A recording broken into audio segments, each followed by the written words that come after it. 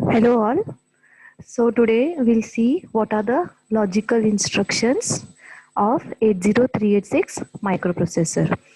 So we'll see how the logical instructions are divided into different groups.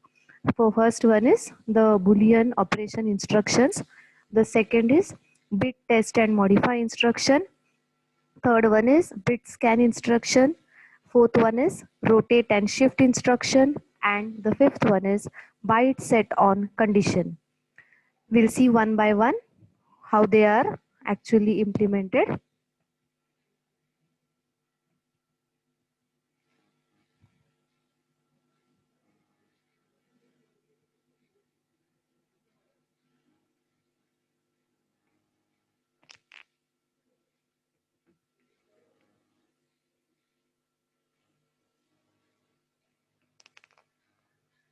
So the first that we will see is the bit test and modify instruction. In this, the group of instructions operates on a single bit. Okay, there is only a single bit which can be in the memory or in a general register. So whatever operation instructions are going to operate, okay, on a single bit, that can be either in memory, or those that single bit can either be in a general register. Okay, so the location of the bit is specified as an offset. Offset is nothing but what? Logical address. Okay, so whatever is the location of the bit, that is specified as an offset from the lower order end of the operand. Whatever is the lower order end of your operand, in that from that particular location, the offset will be offset's location will be specified. Okay, so the value of the offset either may be given by an immediate byte in the instruction, or it may be contained in a general register. So now when you are going to give a value to the offset, that value can be either of the two types. It may be contained, that value may be directly contained in the register, or that byte may be a immediate byte. Sorry, the value may be a immediate byte. Then these instructions first assign the value to the selected bit to the CF. Now whatever are these bit test instructions, okay, so these bit test instructions, when you are going to use these instructions, they will assign the value to the selected bit of the CF. Whatever the carry flag will select the bit, that value will be assigned. Okay, then a new value is assigned to the selected bit. Whenever that particular bit is selected, then the new value will be assigned to that particular selected bit as determined by the operation.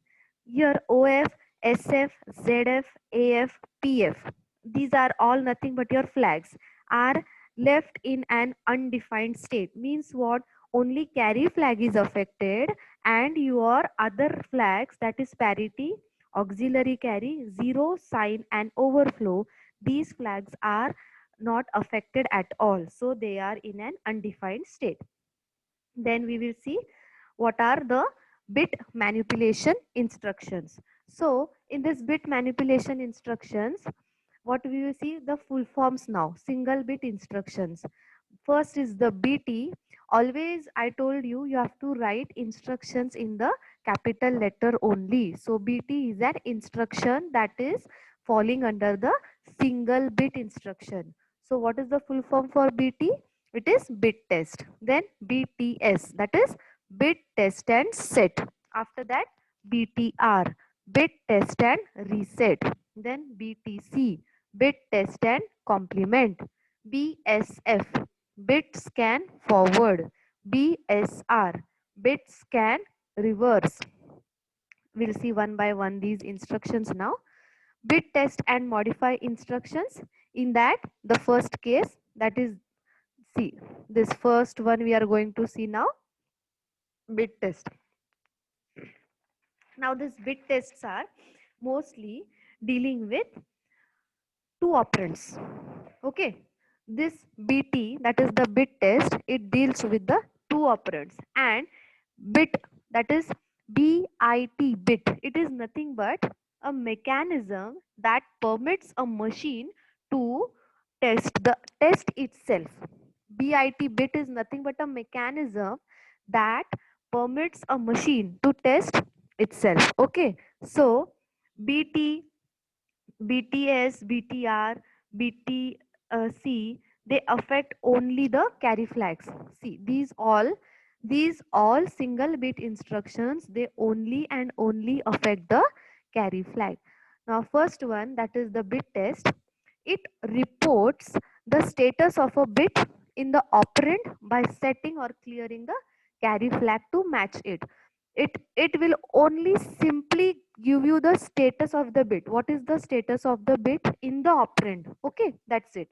The operand under the test may be either a register or a memory location. As I told you, bit can be in two types, either in the register or either in the immediate byte or the memory location. Okay, so the operand under test, whatever the operand that you are testing, it may either be a register or a memory location. That will depend on that particular instruction. So the second operand specifies which bit in the first operand you have to test. Now whatever will be your second operand, okay, that will specify which bit in the first operand you have to test. You will understand over here.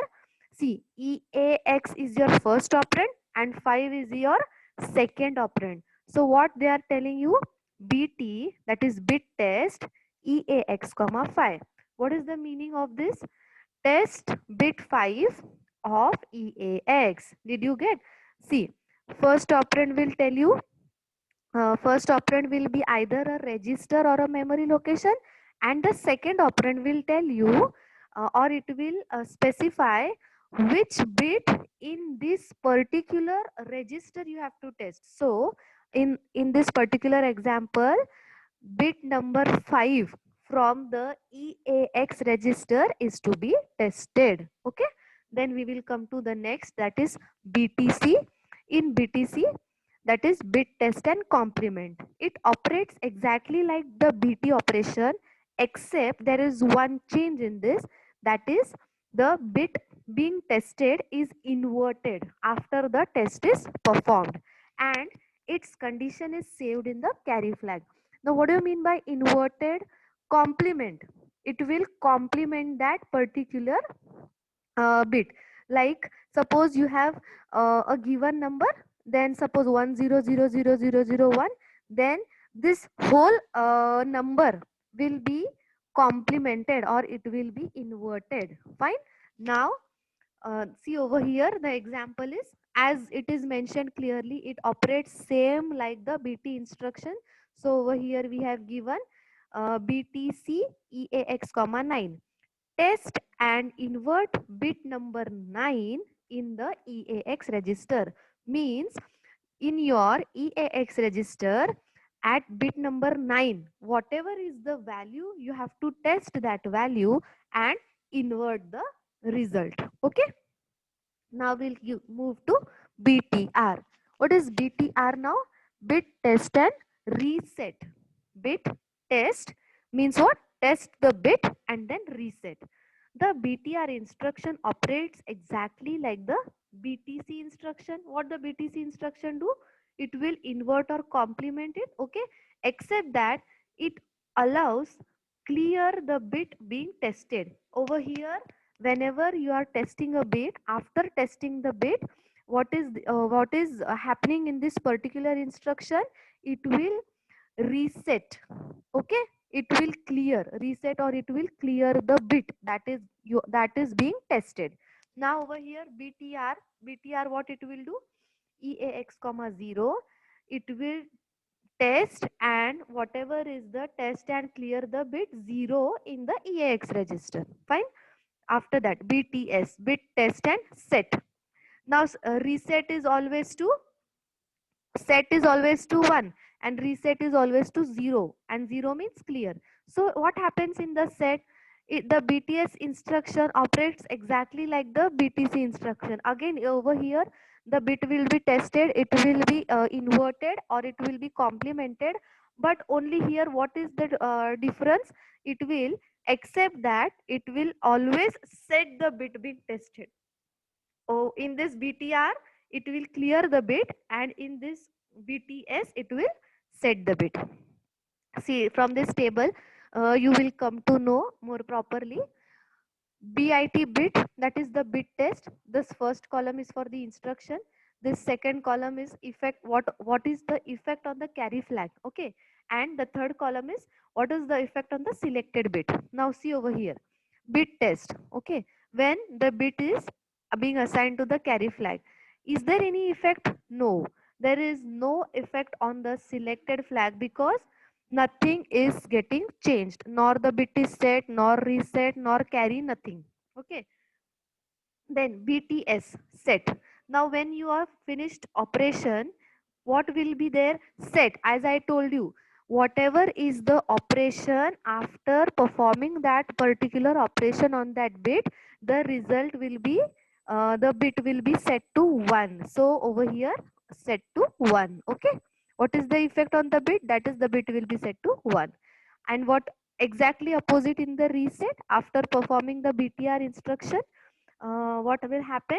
The selected bit will be reset, that is reset to 0. It will be get cleared. And then the next is BTC, that is bit test and complement. Whatever will be the result, it will be not bit. Not bit means what? Inverted, okay? It will be complemented. Then bit scan. Now from our table we will see now the bit scan instructions. What will happen in the bit scan instructions, we'll see now. These instructions are basically used for the scanning purpose, okay? Scanning either in the forward direction or scanning either in the reverse direction, okay? These instructions scan a word or double word or a one bit and store the index of the first set bit into a register. Whatever will be your scanning, either let it be on a word, on a double word, or on a one byte only, the index of the first set bit into the register is stored. Whatever will be the index of your first set bit. So the bit string being scanned may be either in a register or in a memory. Whatever the bit that you are going to scan, it will be either same again in the register or in the memory, depending where it is. So over here the ZF flag is set. ZF means what? The zero flag is set if the entire word is 0. ZF is cleared if a 1 bit is found. Over here, when your ZF flag will be set to 1, okay, when it will be set if the entire result is 0, and if the entire result is not 0, then the ZF flag will not set. It will not get set, okay? So if no set bit is found, the value of the destination register is unchanged. Now in the bit scan there are two types, that is the bit scan forward and second is the bit scan reverse. What happens in the bit scan forward? The scanning takes place from the lower end to the higher end, that is starting from the bit index 0. Scanning in the forward direction means what? Lower end to the higher end, and exactly opposite is the part for the bit scan reverse. Scanning takes part from the higher end to the lower end, that is means what? Starting from the index number 15 of a word or index number 31 of a double word. If you have a 16 bit register, then it will take from higher end, that is 15 to 0, and if you have a 32 bit register, the scanning in the reverse order will take place from 31 to 0. That will count your scanning for the reverse of double word. Then the after this we have the shift and rotate instruction. The shift and rotate instruction is the third group of your logical instruction, that is your shift and rotate instruction. What happens in this shift and rotate instructions, we'll see. Basically we will see how they are divided, which instructions come under the shift and which instruction comes under the rotate. Okay, first one, SHL or SHR. let the name be SHL or SHR. How they are called? Shift logical left, L indicates left, or shift logical right, R indicates right. SAL, that is shift arithmetic left or shift arithmetic right. Then SHLD or SHRD, double shift right or double shift left. Then we'll come to rotate. What happens in rotate? ROL, rotate left, ROR, rotate right. RCL, rotate carry through left or rotate carry through right. Okay.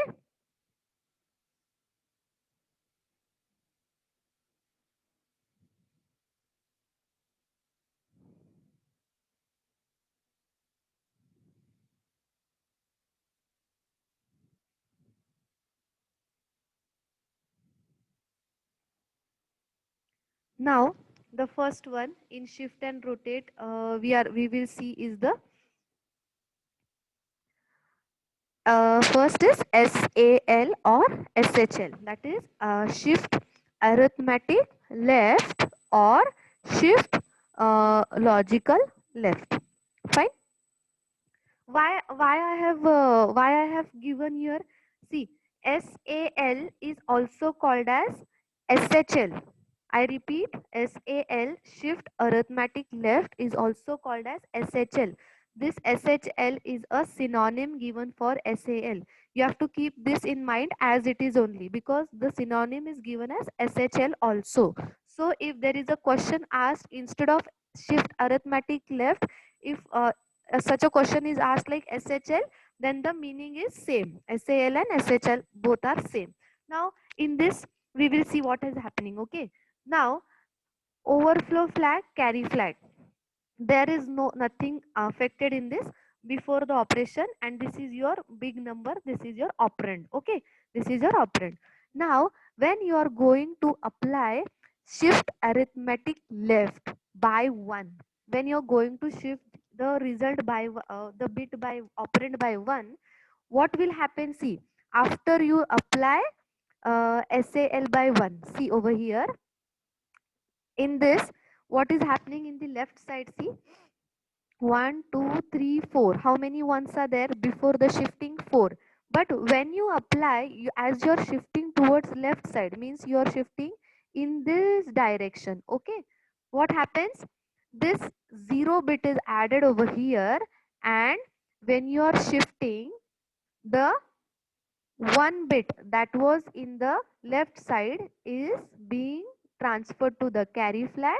Also it is transferred to the OF flag, that is overflow flag, because there is no space here. So carry is also generated and overflow is also generated. That means it is, the size is overflow. Got it?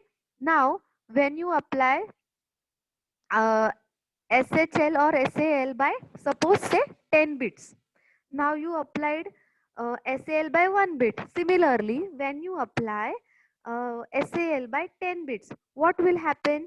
Similarly, one it will get shifted. See, these ones are there, these ones are there, these ones will get shifted by the mentioned number of bits over here.